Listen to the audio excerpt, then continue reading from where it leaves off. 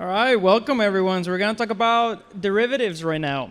So before we get this started, I know you guys got a very brief introduction from the MC right now, but I want you to give me like a bit of a longer introduction, 30 seconds to a minute of who you are and like what kind of protocol you're working on.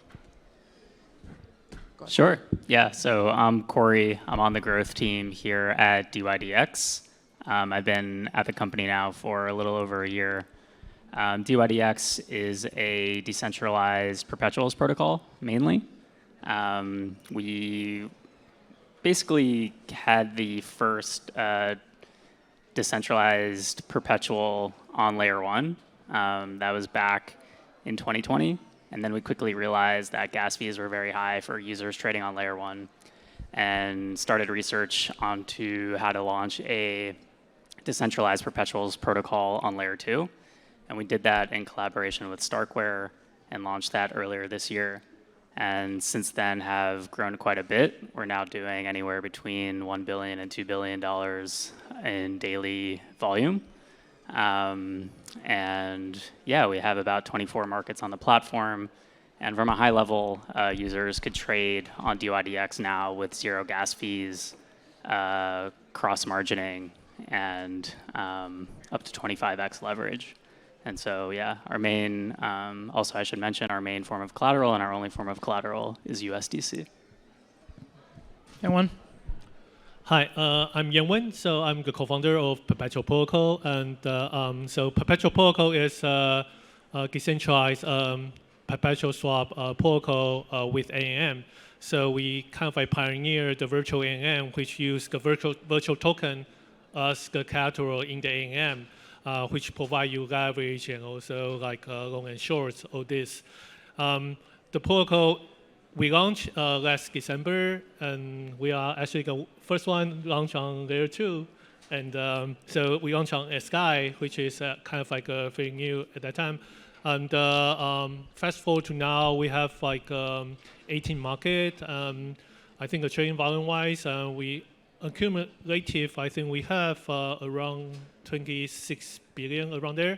So activity is quite good, and we are actually working on a V2. So the V2 will build on top of Uniswap V3. I mean, concentrate liquidity model. So which is, we are really excited about this development, and hopefully, I mean, like we can bring it onto the market. I mean, in the next few months. You guys are basically answering all the questions that I'm going to ask you already, but great. Anyway, let's get started. So first things first, a very simple question. One thing when you look at trading volumes between like centralized exchanges versus decentralized exchanges like Uniswap, you start to see the decentralized counterparts kind of like now beating the Coinbases of the world. At this point, on-chain derivatives, we're not there yet. Like Corey said, we're improving, we're getting there. Especially with the scalability solutions that you guys have talked about briefly, but we're still not at the Binance and the FTX level. So what are some challenges right now that on-chain derivatives have that they need to overcome in order to get to that level? Go ahead, Corey. Yeah, sure. So I think there are probably a few different areas where decentralized derivatives could eventually overtake and become better in terms of a product. Number one, I think, is liquidity. So especially when you're running like central limit order books, which dYdX does, there kind of is a bit of a chicken and the egg where like if you don't have the users, then market makers aren't necessarily going to want to post a lot of liquidity. And if you don't have a lot of liquidity, then a lot of users aren't necessarily going to want to trade a lot. So that has steadily been getting better on platforms such as ours and other ones in the ecosystem. So I think liquidity for sure is a big one. I would also say like UI UX is another one too, where if you trade on a centralized exchange, you have access to a lot of different order types. Obviously, companies like Binance and FTX, they have many employees and a lot of engineers working on building really, really slick apps. But yeah, decentralized exchanges are definitely getting closer to kind of that same user experience as well. And then lastly, from like a user standpoint, if you go on Binance, you could trade many different markets. And I would say on decentralized exchanges, that is also catching up. So, if you go on dYdX today, you would see upwards of like 24 markets. And, all the major ones like obviously Bitcoin and Ethereum, but you would also get a lot of the emerging ones such as, Solana, Avalanche, et cetera, where, you can now trade almost any of these assets, regardless if they are on Ethereum or obviously on another layer 1 chain. Anyone, anything to add? Yeah. So actually, Corey answered most of the questions. But one thing I want to add is that Uniswap, they have like this huge volume is because long tail market. But to be honest, dYdX and us, especially our per V1, we cannot launch kind of like permissionless, market, or people can just go into our protocol and then create that market that they want. So we need the governance process, to list the market. I think both of us, follow the same process. But I do believe that probably in the near future, MCGAX have this, permissionless market, and we are going to do that in our V2. So, in the future, I do believe that if we can have more permissionlessly, market creation, on the derivative protocol, I think that will be much more volume than what we have right now. And I think that's a very interesting point, because you see, when you look at the Uniswaps of the world, like anyone can just pull two assets together and create a pool, and then there you go, you have a market. Could you dive a little bit more further, just for the audience, on why this is not the case for perpetuals in either one of your cases? Sure. So I think that's definitely so running a perpetual market, which means that dYdX, they have 25x. Like on perpetual protocol, we have 10x of leverage, which means that we have to make sure the liquidation engine runs well. So, and also if someone have insider information on certain market, he can actually go in our market 10x and then kind of control the market on actually control the spot market on that asset, which actually create lots of loss from from the liquidity provider in our market. So there are just more complex scenario that we need to kind of find a way to at least try to make sure that the things at least as transparent as possible, that people know the risk they are get involved in all this. Yeah, so I think that's definitely harder than Uniswap. Yeah, and I'll just add one more thing to that, which is, when you're operating a spot market, there's no concept of an oracle, and you definitely need that when you're running a perpetual market. So the main thing that keeps a perpetual in line with the spot price is something called the funding rate, which is determined by the oracle price relative to the price that's trading on the exchange. And so basically, when you're creating a perpetual, you need to have the reference spot price, and then specifically when launching a perpetual on a decentralized market, you most likely will need a solution such as perhaps Chainlink, who we partner with on a lot of our oracles, and so you need to work with them to ensure that they are grabbing the right prices and ensuring that will make for orderly markets. Yeah, totally. And we just spoke briefly, about these challenges that on-chain derivatives are experiencing right now to get to those Binance and FTX levels. So what do you see changing in the next 6 months to a year that would enable more people and more institutions to fiddle around with on-chain derivatives? And you want to take that one, anyone? We'll take turns. Sure. So that's a good question. I do believe that the layer 2, there are so many layer 2 already launched, going to launch, or launching now. I think those layer 2 will the UX we talk about, the speed, actually, that's the key issue that we haven't really solved yet. But with Sky, we are running on. That's actually much better than Ethereum Mainnet, but scale, far away from Binance or FTX. But with like new layer 2 like Arbitron or like Optimism, I think we are much closer to centralized exchange. So definitely, I think that will be the first like change that I see that will bring more like at least like more trading volume onto derivative protocol. Yeah, and I think for us, when we think about onboarding, larger traders, more sophisticated traders, institutions, so on and so forth, we really think about how do we make the exchange just as easy to kind of onboard and trade on as it is to trade on a centralized exchange. And I think, again, we're getting very close to that. So, we have full API docs. I mentioned this before, but like dYdX operates as a centralized order book, which most market makers and sophisticated traders are comfortable with and kind of know what that means and how to trade on that. And so right now, when you come to dYdX as maybe as a market maker, the onboarding process and the trading process is very much similar to what it would be if you are trading on Binance. And creating that infrastructure, A, takes a lot of work, but B, once you do it, it pays dividends because now market makers, they can onboard pretty seamlessly at this point. And once that liquidity flywheel begins, it starts to get pretty exciting. Yeah, totally. And you both touched on my next question, which is scaling solutions. And Perpetual protocol, like you mentioned, there's so many like options of scaling solutions that you can pick from. And Perpetual protocol went with XDAI and Arbitrum, Future in the Arbitrum, and then dYdX started to go with Starkware. Could you tell us some of the rationale behind picking these scaling solutions? And we can start with you, Corey. Yeah, certainly. So I think for us, we kind of went down this path in early 2020. So when we first launched our perpetuals, they were on layer 1.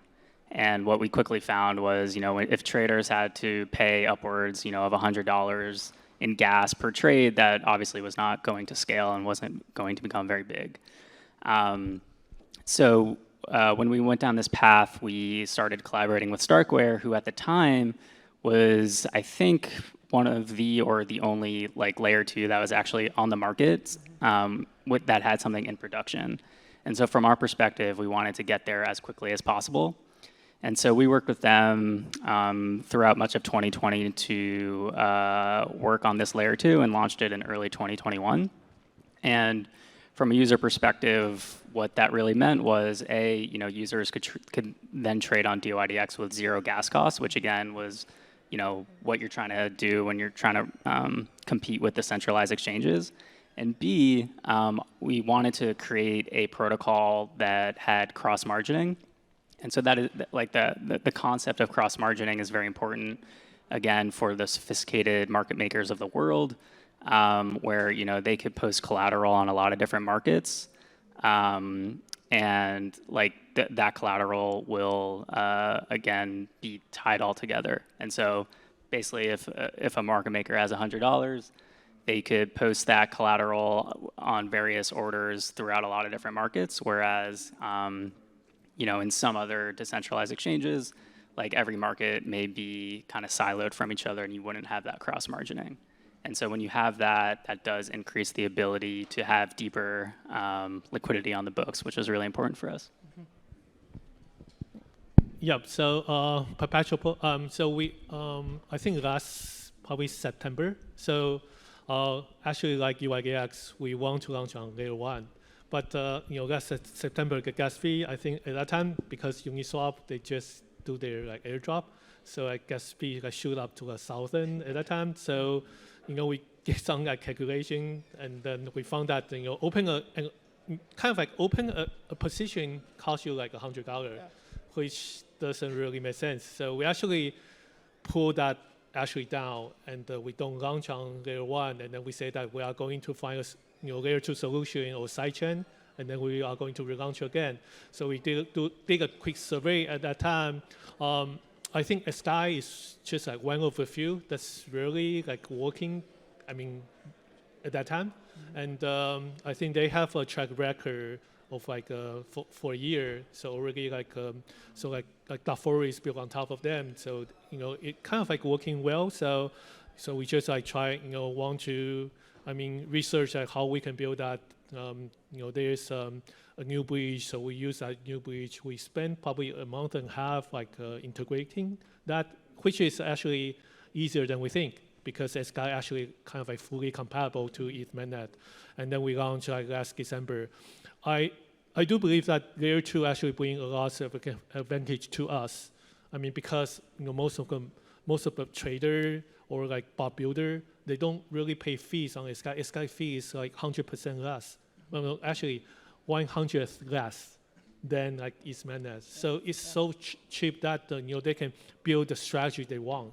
So they it actually bring lots of adoption to us. So that's I think really good to us. Mm-hmm. But to be honest, I mean, at Sky, fast forward to now, I think at Sky team is more like, traditional. I think they don't really believe in this reward, bring a lot of developer on board.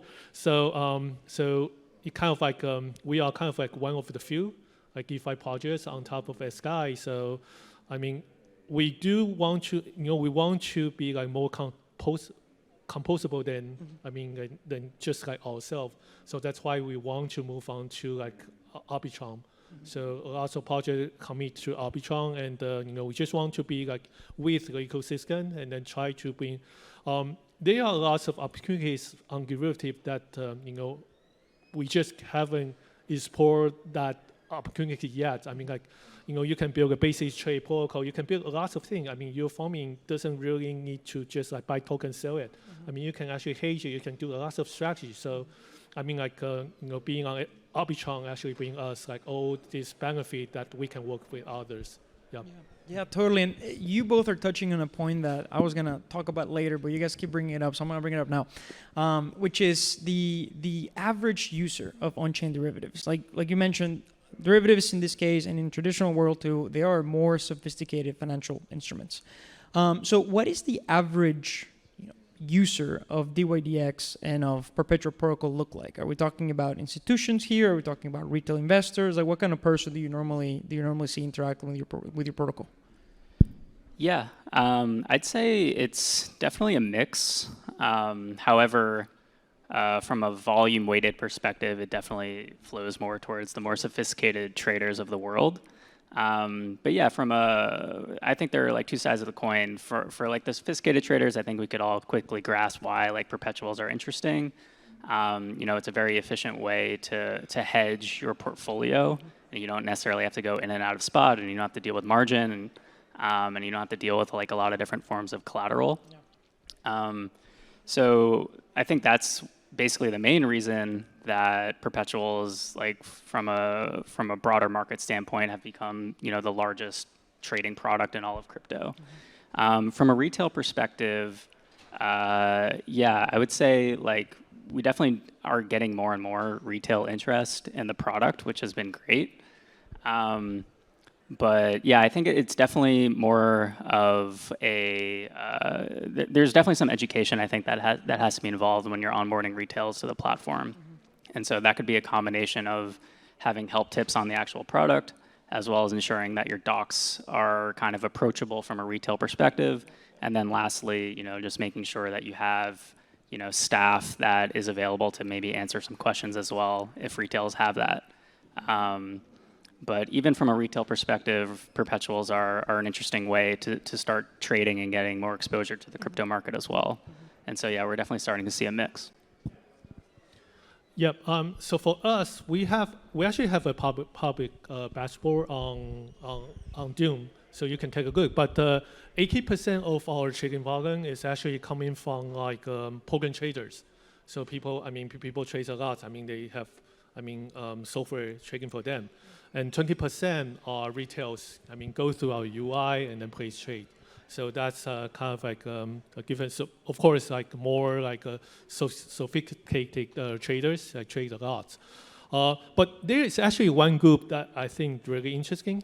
That so they are small group of traders. Who are kind of engineers. So they actually they come to our platform, they ask questions, but they build their own bots or software, and then maybe one or two people, they run their own strategy, And then I think this group of people are, I mean, very interesting. I think because they are growing, and I mean, they just, I mean, kind of like, I mean, in traditional finance, there is no group of people like this. I mean, like, you know, retail, I mean, like, they should go through a UI. You know, you cannot just like, you know, go ahead and then, you know, really want to build something on top of something else. But, you know, on blockchain, people actually can build, I mean, they understand the smart contract so well, so they can build the thing they want. So I think that's really interesting. I mean, yeah, so I would say that will be like some, actually the group that we want to focus on as well. That's interesting. I didn't realize there were this. They're basically engineers that are also traders and just building on top of Perpetual protocol. That's very interesting. And a follow-up question on that is, you know, if you have this diverse group of users, how do you go about building, you know, UI for your end user? Because in this case, what we're talking about is like some of the limitations that we're seeing with on-chain derivatives is the UI and the UX experience for the user. Given that you have retail as well as institutional, how do you go about building that UX and UI for your respective users? Yeah, so I think again, there's like two different ways to think about the experience when trading on the exchange. There's you know, the actual UI UX. So you go to, you know, the website and you're interacting with it via the front end. Again, that's probably more so for the average retail trader, let's say, in this example. And then you also have, you know, the API, right? And that's where a lot of the larger programmatic traders are going to be trading, and that's how they're going to be approaching your exchange. And so there's, from that perspective, they're kind of like two separate products. And that's kind of how we think about it. But even from the front end, we definitely try to make sure that the exchange is approachable, but still very powerful. Whereas, you know, if an institutional or sophisticated trader wants to use the front end, they could do absolutely everything that they could do on the API as well. And so just like combining that in a way where it could be really powerful if you need to access all the different order types and all of that. But, you know, it could also be approachable if you're a little bit newer to the space. Yep. So for Perpetual protocol, on the UI part, I think we just kind of try to be on part of like you know, central exchange or dYdX. But I think the interesting thing about Perpetual protocol is, I mean, or ANM is the UX. So I mean, most of the users who trade perp on FKX or Binance, they use a lot of different like order type, you know, stop loss, all the like orders, all the things that actually doesn't exist on ANM. So I mean, like Uniswap, actually, you know, you can just like place like market order, right? So we kind of like doing that at the beginning, but we actually found that it kind of like limited. I mean, a lot of users come in, but they want more. So I mean, with our V2, I mean, with like Uniswap V3 integration, I think that because Uniswap have this like new like range order, so you can treat it kind of like limit order. So we kind of have that limit order natively built in. So that's definitely something that you know, we can. I mean, like on UX side, we want to provide to our user. Yeah, but still, I think they are like you know, they are still as many things that we have to build. Yeah. But it's a good start, I think. That's exciting. Yeah. Lots of things to build. So one particular difference that each one of your protocols has is the trading engine behind the protocol. In the case of Perpetual protocol, like you mentioned, you have this virtual AMM, which is kind of rooted on ideas of automated market makers. And then in the case of dYdX, you have the order, the central limit order book. Could you guys talk about some of the reason why you went in that direction, and also maybe some of the drawbacks that you see with that specific approach? Yeah, I could start with that. So dYdX uses a central limit order book. That is definitely a more like traditional approach to operating an exchange. You know, if you go to Binance, FTX, or even if you're trading on a traditional market like the stock exchange, let's say, like all of them are using central limit order books. And so the risk there has been, you know, very much tested over many years across a lot of different markets. So from that perspective, attracting liquidity, I think, is a little bit easier. You know, again, like a lot of the market makers and sophisticated traders and institutionals, they understand how to trade and, you know, what really is a central limit order book. So that's number one. Number two is, I think from a product perspective, you get more when you are operating via a central limit order book. So what I mean by that is when you're trading perpetuals, if you're trading with leverage, you want to have access to a lot of different order types, right? Especially if you might want to set a stop loss or take profit because these markets are pretty volatile, but when you combine it with leverage, they're even that much more volatile. And if you're just creating market orders, like you can't really step away from the desk without being a little bit nervous. It's at least my personal opinion. Yeah. And so, when you have a central limit order book, you could have all of these advanced order types that traders specifically on like perpetuals and other types of derivatives products, they want to use because they're really important when you're trying to manage risk.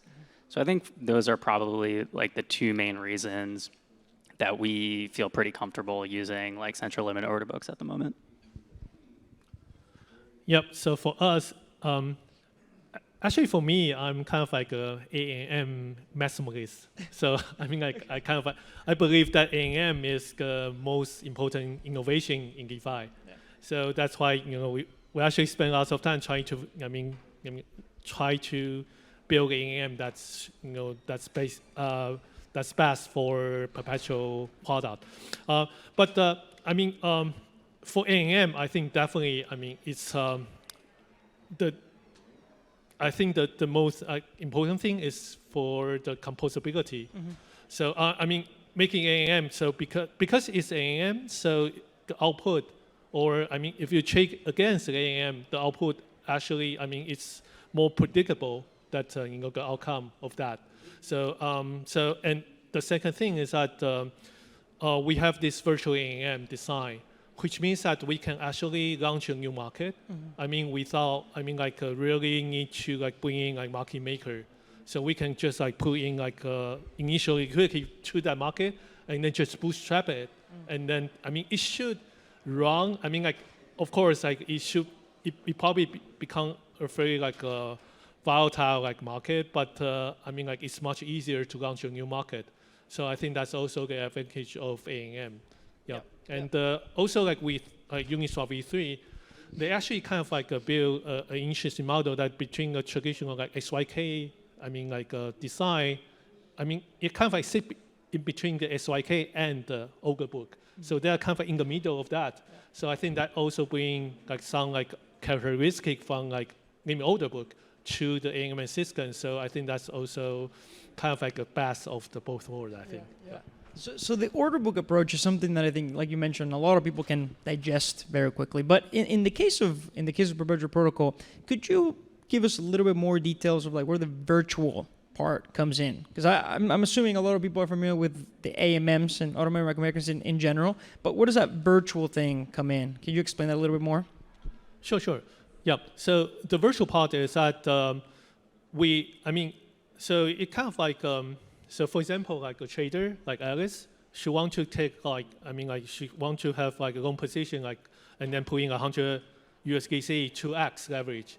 So we actually categorize those 100 USDC into a pool, and then we mint 200 virtual USDC on demand, and then put that into the ANM system. Mm-hmm. So everything on our ANM is virtual.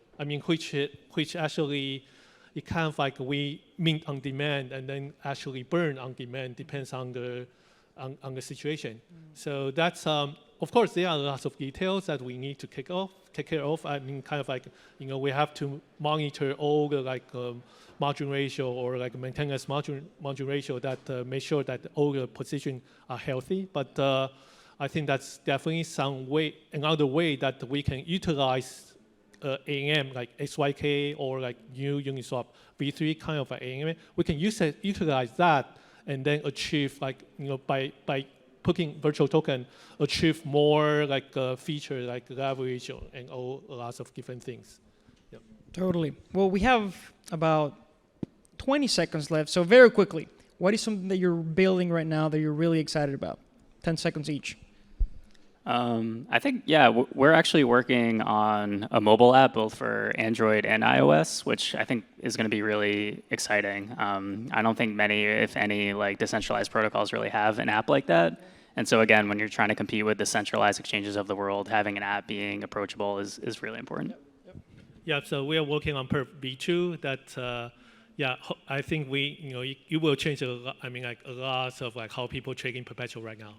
Well, Yenwen, Corey, thank you so much for your time, and thanks everyone for making it here.